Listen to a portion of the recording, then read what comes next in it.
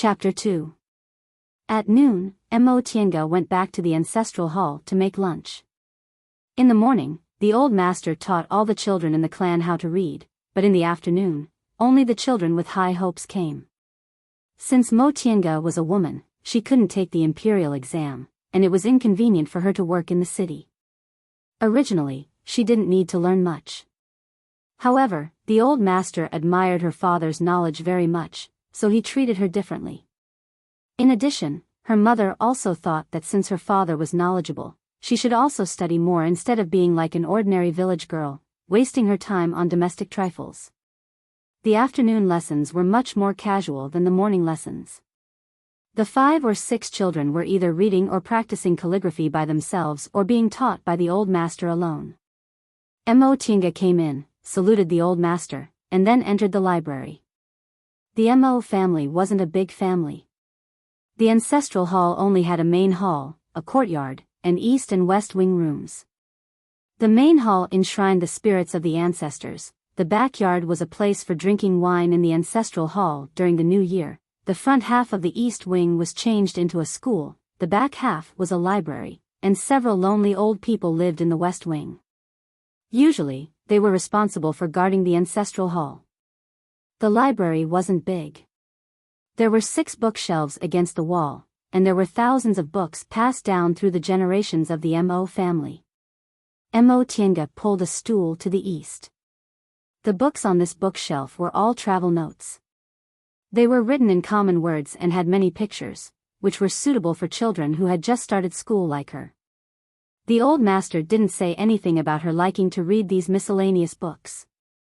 As a woman, it didn't matter what books she read since she couldn't take the imperial exam. Mo Tienga picked a book, found a dictionary of the Great Gene, and put it on the side. Then she sat by the window and started reading. This book was called Brief Notes on the Celestial Pole. It was said that the world was so big that there were countless lands and oceans. The one they lived in was called the Celestial Pole. The Celestial Pole was so big that it included Gene and a dozen other countries, big and small. There was a vast forest in the northeast, a desert in the west, a glacier in the north, and a continuous mountain range in the south. This book recorded the strange people and stories of the Celestial Pole. According to legend, there was a mountain range at the southern end of the Celestial Pole called Kunwu. From east to west, Kunwu stretched for thousands of miles. Since ancient times, no one had been able to pass through it. Mortals who were not far from the mountain range could occasionally see the purple clouds in the mountains, flickering with 5 colors.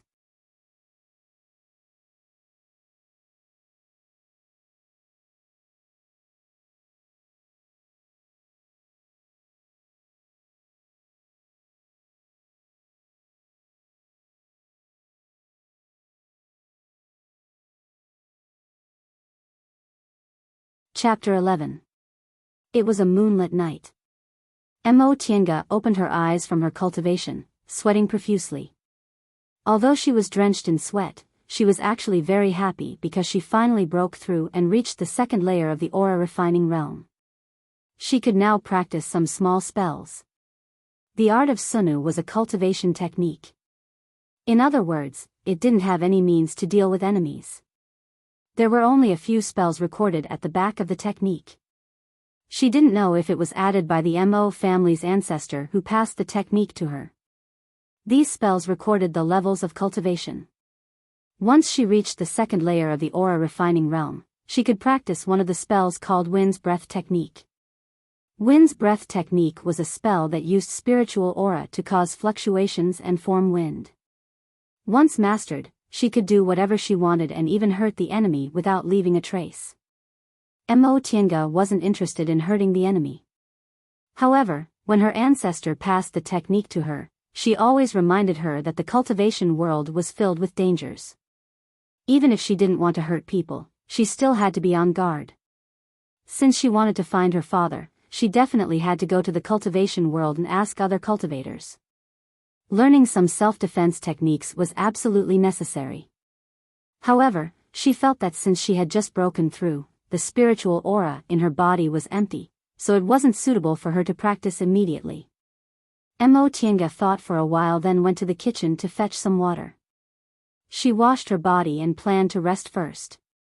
In the past few years, she rarely slept. She would only feel a little tired after cultivating for 5 or 6 days. She couldn't cultivate during the day, so she raced against time at night. She wouldn't rest if she could. However, she understood the principle of more haste, less speed. For example, now wasn't the right time to cultivate, so she had to rest first. When she woke up, it was already dawn. Mo Tiange opened her eyes. Feeling very relaxed, she finally got up. After folding the quilt, she went to fetch some water to wash her face. Then, she went back to the room and combed her hair in front of a palm-sized mirror. First, she parted her hair into 2 sides, then coiled them into 2 buns. She was no longer the little girl from 3 years ago who didn't even know how to braid her hair. Now, she could tie her hair into a bun so that it was smooth and clean. She looked neat and tidy, just like when her mother was still alive. After she finished, she closed the door and went to Tianxiao's room. Now that she didn't need to help Aunt Lin with work, she didn't need to get up so early in the morning.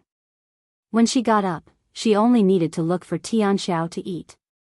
Her small room did not need to be locked. There was nothing valuable in it anyway.